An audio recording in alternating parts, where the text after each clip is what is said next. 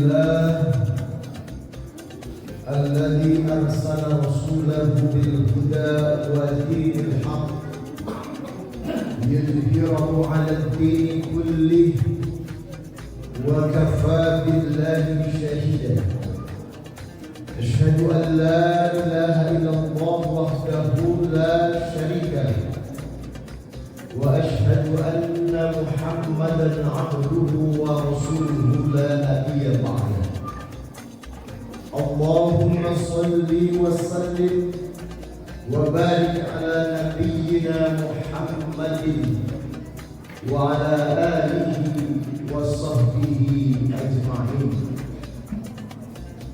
أما بعد فيا عباد الله أوصيكم وإياي بتقوى الله وطاعته لعلكم تفلحون.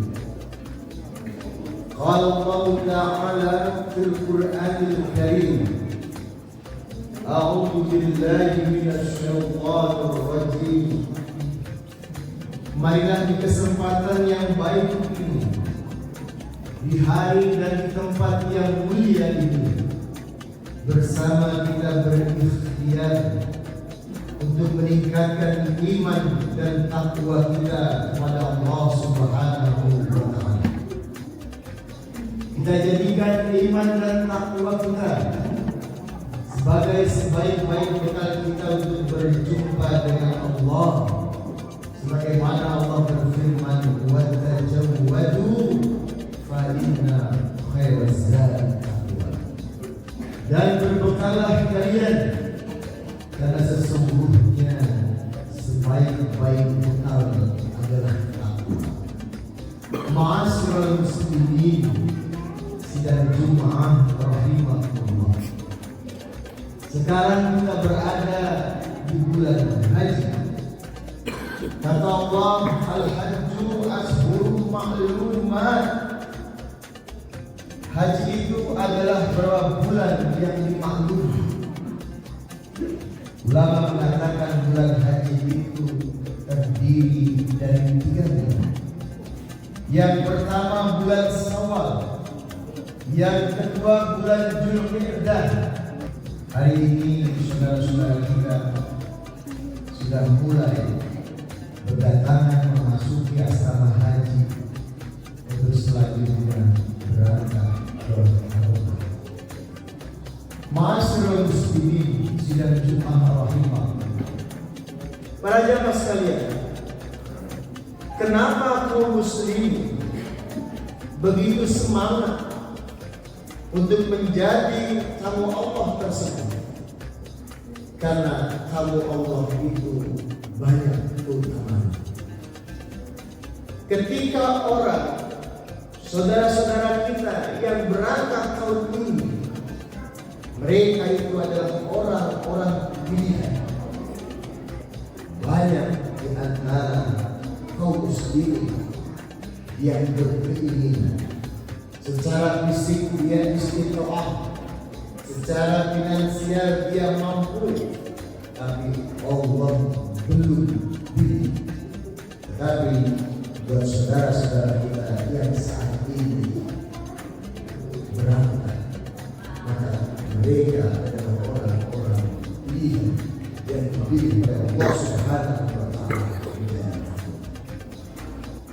Nabi kita yang mulia bersabda, orang yang mengerjakan ibadah haji dan orang yang mengerjakan ibadah umroh adalah duta-duta, adalah tamu-tamu Allah.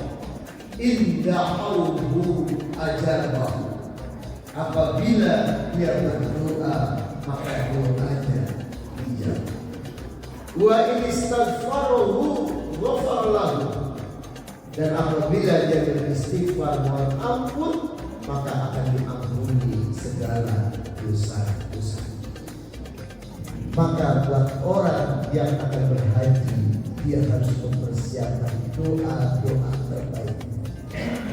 Dia siapkan untuk berdoa, munajat kepada Allah Subhanahu wa Ta'ala. Kalau di tanah air kita, di sini mungkin ada waktu-waktu yang tidak. Tetapi ketika kaum muslimin menjadi tamu Allah, dia berada di Mekah, dia berada di Madinah, bukan hanya waktu-waktu yang dijabah yang dia akan dapati, tetapi ada tempat-tempat yang berbeda. Ketika dia berdoa, doanya akan dijawab. Bagaimana Allah berfirman, "Ud'uuni astajib lakum." Berdoalah kepadaku, niscaya akan aku kabulkan doa. Ma'asyiral muslimin, sidang Jumat rahimahullah. Kita ini manusia, kata Nabi, kullu bani Adam khata'un wa khairul khata'ina at-tawwabun. Bahwa setiap manusia adalah berdosa. Ya, jadi setiap kita yang ada di dunia ini tidak luput daripada dosa. Kita ini banyak dosa. Nah, bagi mereka yang menjadi tamu Allah, ada keistimewaan tadi. Ketika dia beristighfar di sana, maka dosa-dosanya akan diampuni oleh Allah. Bahkan ketika para hujjaj berada di padang Arafah, ketika itu Allah berfirman, Allah membanggakan para hujjaj itu di hadapan para malaikat. Apa kata Allah? Wahai malaikat, lihatlah hamba-hambaku yang datang dari segala penjuru dunia. Dia datang dalam keadaan lelah, dia datang dalam keadaan letih, lesu, capek. Dia hanya datang karena untuk memenuhi panggilan. Apa kata Allah? Wahai malaikat, akan aku ijabah segala doa-doanya dan akan aku ampuni segala dosa-dosa. Masya Allah. Al-Hajju Arafah. Haji itu adalah rukun ibadah. Kata baginda Nabi, afdhalud doa yawmil Arafah. Sebaik-baik doa adalah doa di padang Arafah. Ketika kaum muslimin berada di padang Arafah, doanya dijawab dan dosa-dosanya diampuni. Bahkan dalam hadis lain dikatakan, man hajja walam yafus walam yafsuk raja'a yaumin waladhukum. Barang siapa yang berhaji dia tidak ropas, tidak berkata-kata kotor, berkata-kata senonoh, dan juga tidak berbuat maksiat, maka dia seperti bayi yang baru lahir dari rahim ibu. Artinya apa? Dia tidak membawa. Masya Allah. Inilah yang jadi alasan kenapa kaum muslimin itu semangat untuk menjadi Allah. Berikutnya, apa yang menjadi daya tarik orang untuk pergi haji maupun umroh? Pahala ibadah. Ketika kita melaksanakan ibadah salat Jumat di sini terhitung satu ibadah Jumat. Tetapi ketika para hujjaj atau tamu Allah berada di Masjid Nabawi di Madinah, bukan satu kali Jumat, satu Jumat dia dapatkan, tetapi kata Nabi, salatun fi masjidi hada khairun min alfis salat lima siwahu ilal masjid. Salat di masjidku ini, yaitu Masjid An-Nabawi, itu bandingannya adalah 1000 lebih utama salat di masjid. Ketika kita salat Jumat di Masjid Nabawi, maka itu sama dengan atau lebih dari kita 1000 kali salat di masjid. Itu Masjid Nabawi. Bagaimana kalau kaum muslimin atau tamu Allah berada di Masjidil Haram Mekah? Bukan 1000 kali keutamaan dia dapatkan, bukan 10.000 kali keutamaan dia dapatkan, tapi 100.000 kali keutamaan itu akan didapatkan buat tamu Allah. Insyaallah. Jadi ketika para hujat melakukan ibadah di haram lain, pahalanya dipakai. Yang berikutnya yang menjadi daya tarik orang untuk berhaji berumroh, dia disebut sebagai jihad. Mujahid. Orang yang berhaji itu, orang yang berumroh itu adalah orang yang berjihad. La kita lafi, jihad yang tidak ada peperangan di dalamnya. Masya Allah, orang yang jihad mati dia dalam jihad, dia mendapatkan pahala syahid. Dan orang yang mati syahid, jaminannya adalah surga. Masyaallah muslimin, sidang Jumat rahimahullah. Lalu apalagi menjadi daya tarik orang untuk berhaji berumroh? Tadi jaminannya kata Allah surga. Karena baginda Nabi, al-umrah ilal umrah kafaratun lima bainahum. Di antara umrah ke umrah adalah menggugurkan dosa-dosa kita. Al-hajjul mabrur laisa lahu jazaa'un illa haji mabrur itu tiada balasan kecuali surga.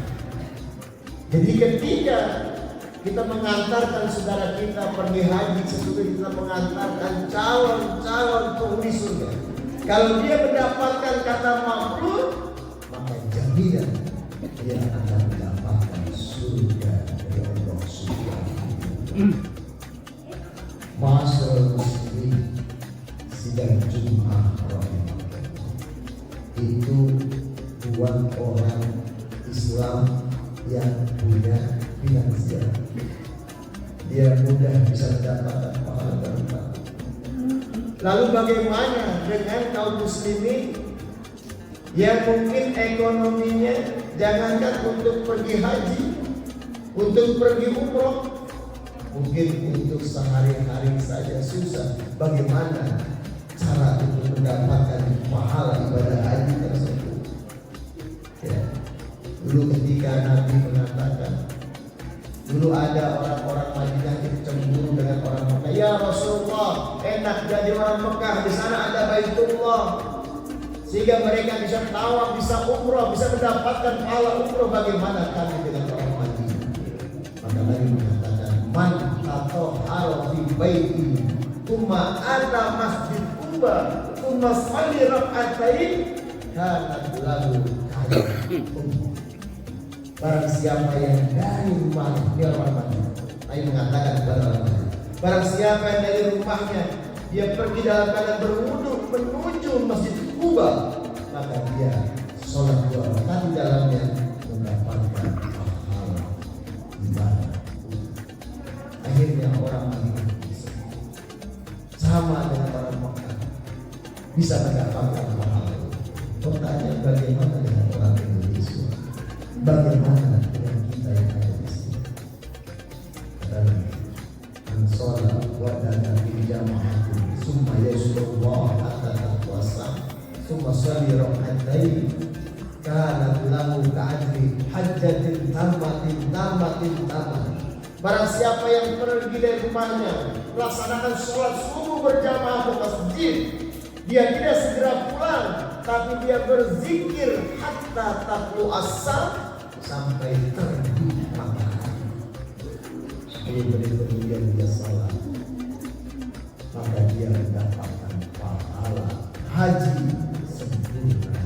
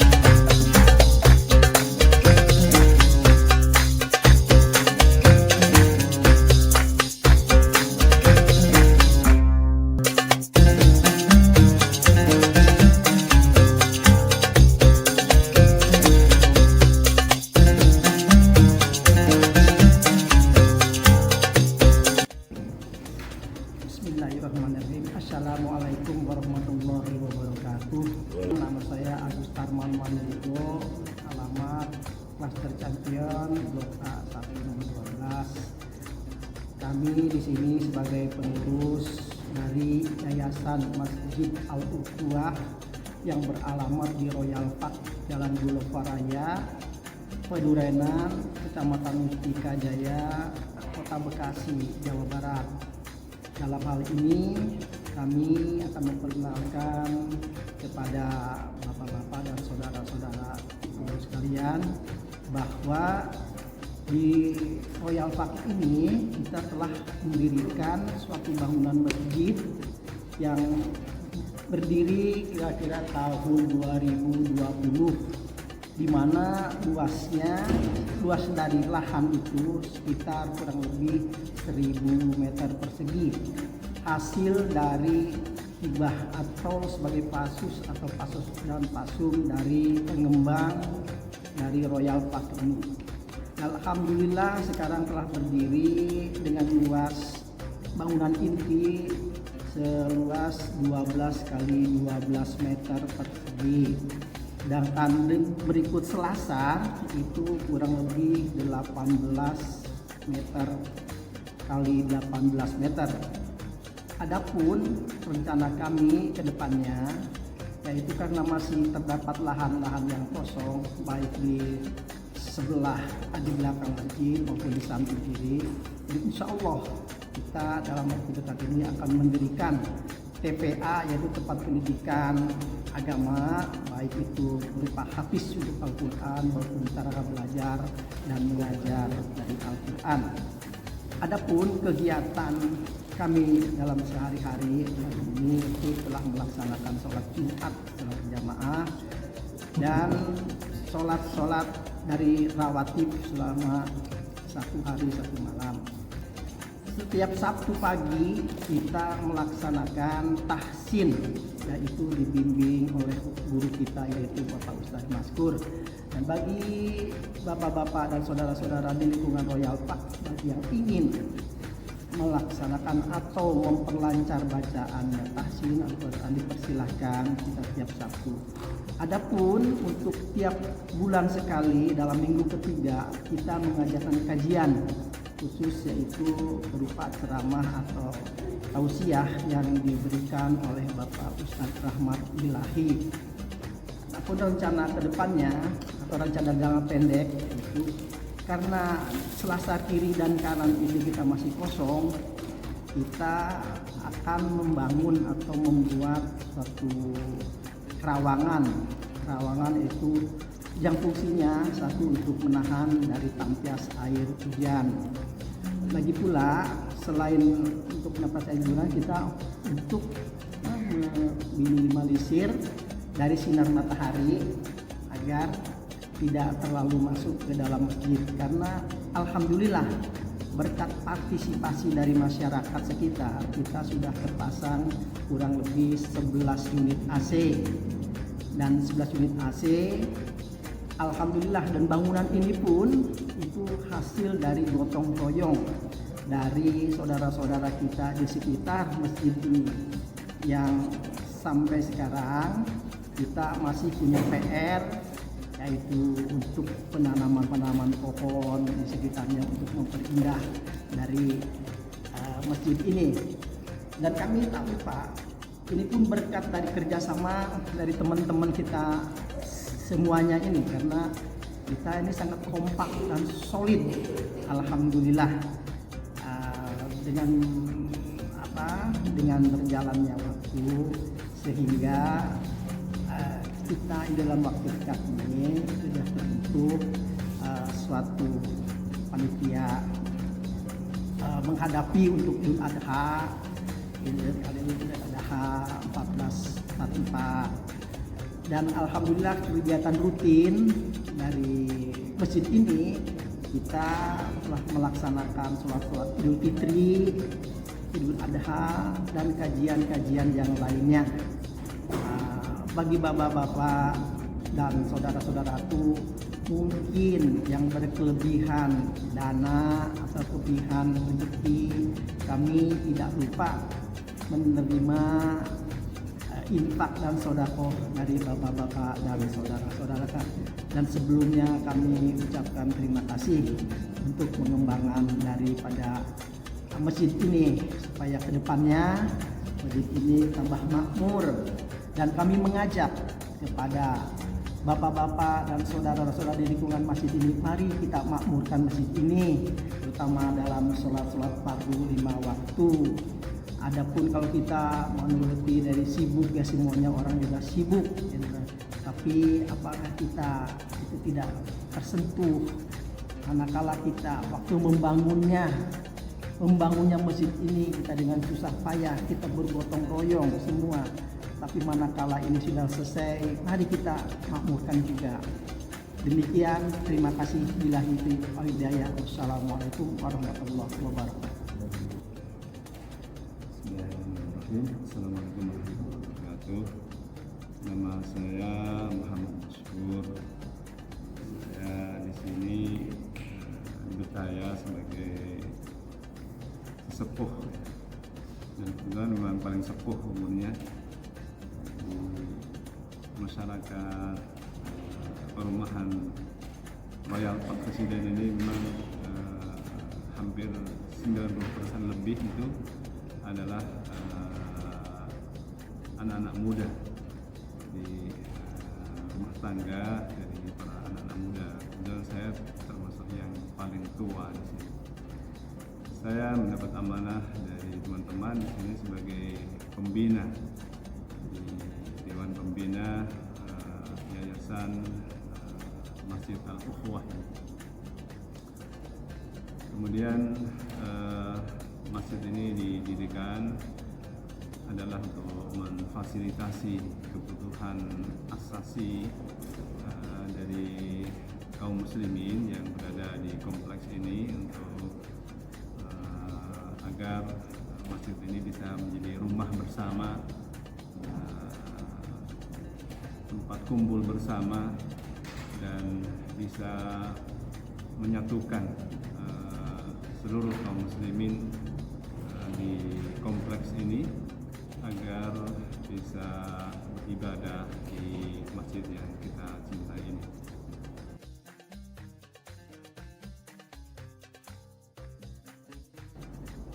Kegiatan rutin di masjid ini di samping sholat berjamaah 5 waktu, diantaranya adalah kegiatan pekanan, itu setiap pekan sekali, setiap hari Sabtu pagi itu ada kajian tahsin yang diikuti oleh jamaah masyarakat Royal Park ini yang terdiri dari bapak-bapak.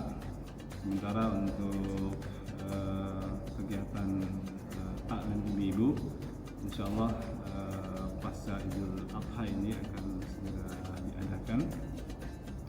Selain itu, di samping kegiatan pekanan, juga setiap bulan pada pekan ketiga setiap hari Ahad pagi itu juga ada kajian yang dilaksanakan, yang membahas tentang hadis atau syarah haditsul arba'in yang dipandu oleh Ustaz Rahmat Ilahi MA, dan alhamdulillah sudah berjalan kira-kira 2 tahun. Jadi alhamdulillah, mudah-mudahan kegiatan ini akan memberi manfaat dan memberikan manfaat bagi masyarakat di Royal Park.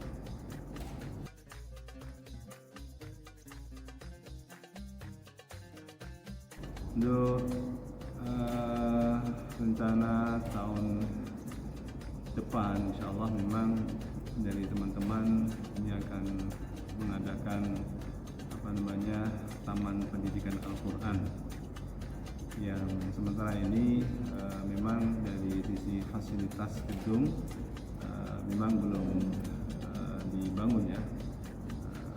Insya Allah di selasar sebelah kiri, sebelah kanan kita ini insya Allah akan dibangun untuk fasilitas pendidikan, Taman Pendidikan Al-Quran, atau sering disebut dengan TPA, Taman Pendidikan Al-Quran. Dengan begitu anak-anak bisa mengaji, bisa menimba ilmu agama yang mereka butuhkan untuk bekal di kemudian hari.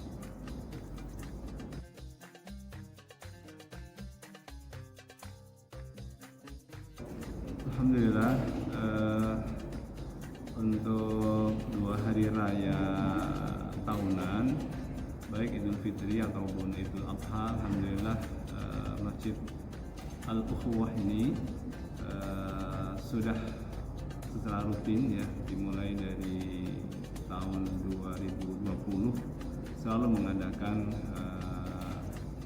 pelaksanaan sholat Idul Fitri, kemudian sholat Idul Adha. Dan untuk Idul Adha ini biasanya disertai dengan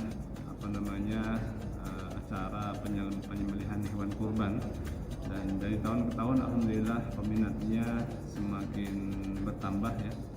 Dan alhamdulillah insyaallah untuk tahun yang akan datang ini, kalau kira-kira kurang dari 1 bulan, kita juga insyaallah akan mengadakan sholat Idul Adha di masjid yang kita cintai ini, juga akan melaksanakan penyembelihan hewan kurban insyaallah. Mudah-mudahan Allah mudahkan.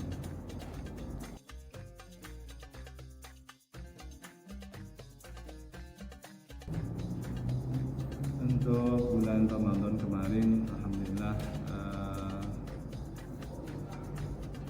Masjid Al-Ukhuwah ini membentuk kepanitiaan untuk bagaimana proses ibadah Ramadan ini bisa difasilitasi dengan baik. Dan alhamdulillah di antara program-program yang dicanangkan adalah di samping melaksanakan sholat tarawih setiap malamnya yang disertai dengan ada kegiatan tausiah setiap malamnya, juga setiap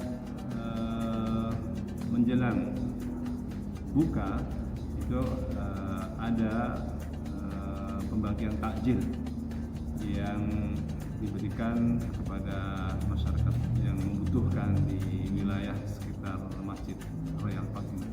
Alhamdulillah terlaksana dengan baik, dan ini dilaksanakan benar-benar ya.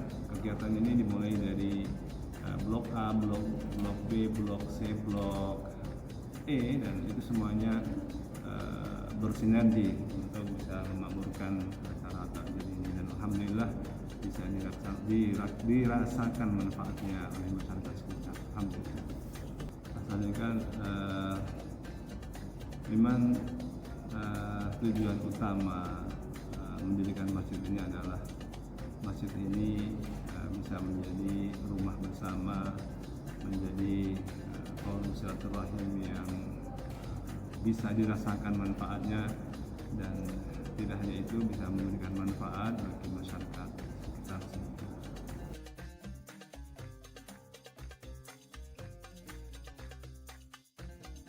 Kalau kepengurusan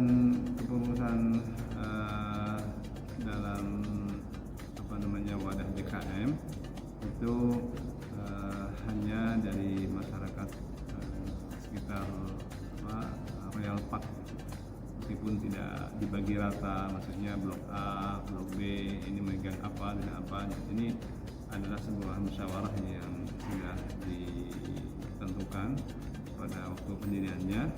Jadi insya Allah nanti untuk kepengurusan DKM ini